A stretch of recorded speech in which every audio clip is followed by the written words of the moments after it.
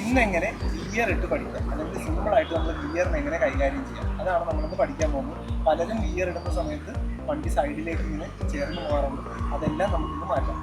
നമ്മളിനി ഗിയർ ഇട്ട് പോകുന്ന രീതി, അതായത് ഫസ്റ്റ്, സെക്കൻഡ്, തേർഡ്, ഫോർത്ത്, ഇടുന്ന പോകുന്ന രീതിയാണ് നമ്മളിപ്പോൾ ആദ്യം പഠിപ്പിക്കാൻ പോകുന്നത്. നമ്മളിന്ന് ഗിയർ ഇടുന്ന സമയത്ത് ഏറ്റവും ഫ്രീ ആയിട്ട് കൈ പിടിക്കുക. പലരും മുഷ്ടി ചുരുട്ടി ഭയങ്കര ബലത്തിലാണ് ഗിയറിൽ പിടിക്കുന്നത്.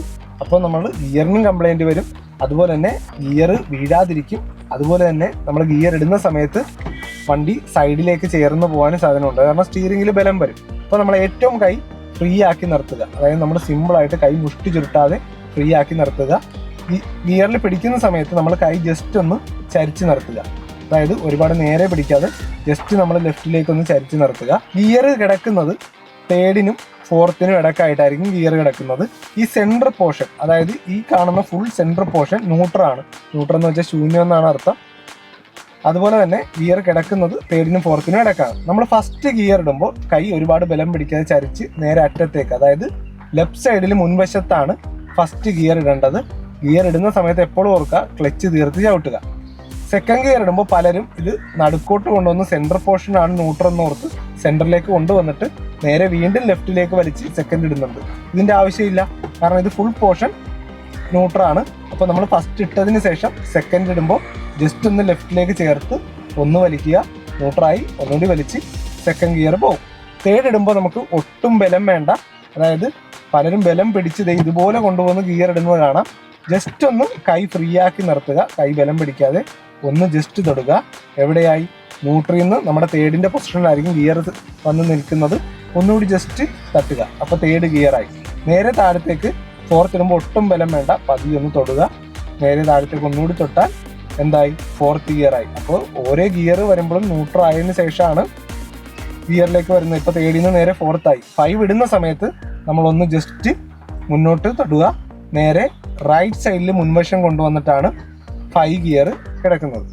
5 ഇട്ടതിന് ശേഷം നമ്മൾ ഇപ്പോൾ ന്യൂട്രാക്കുക. അത് ന്യൂട്രാകാൻ പറഞ്ഞ് ജസ്റ്റ് ഒന്ന് തൊട്ടാൽ മാത്രം മതി.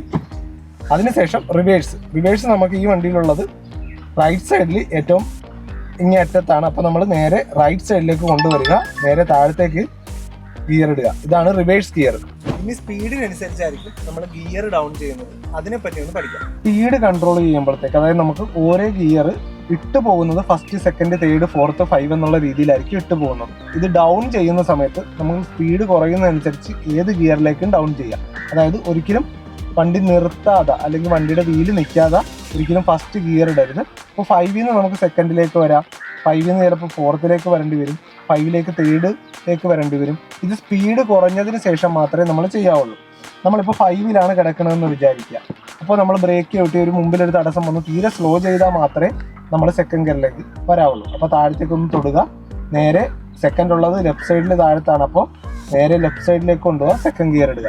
അപ്പോൾ കുറച്ച് സ്പീഡ് മാത്രമേ ഉള്ളൂ എന്ന് വിചാരിക്കുക. അതായത് നമ്മൾ 5ൽ തന്നെ പോയിക്കൊണ്ടിരിക്കുകയാണ്, ജസ്റ്റ് ഒന്ന് സ്ലോ ചെയ്തു. അപ്പോൾ നമുക്ക് ഫോർത്ത് എണ്ണം ഉടനെ നമ്മൾ വീണ്ടും താഴത്തേക്കൊന്ന് തൊടുക. വലിച്ചുകൊണ്ട് പോകേണ്ട ആവശ്യമില്ല, ജസ്റ്റ് ഒന്ന് താഴത്തേക്ക് തൊട്ട് കഴിഞ്ഞാൽ ഫോർത്ത് ഗിയർ ആകും. കാരണം ഗിയർ കിടക്കുന്ന എപ്പോഴും തേർഡിനും ഫോർത്തിനും ഇടയ്ക്കായിരിക്കും കിടക്കുന്നത്.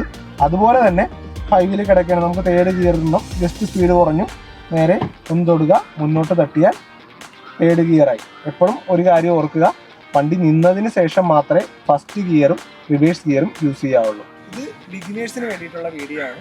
പിന്നെ പല സ്കൂളിലും പഠിപ്പിക്കുന്നത് പല രീതിയിലാണ്. നിങ്ങൾ ഏറ്റവും നല്ല രീതിയിൽ പഠിക്കുക, അതാണ് നിങ്ങൾ നോക്കേണ്ടത്.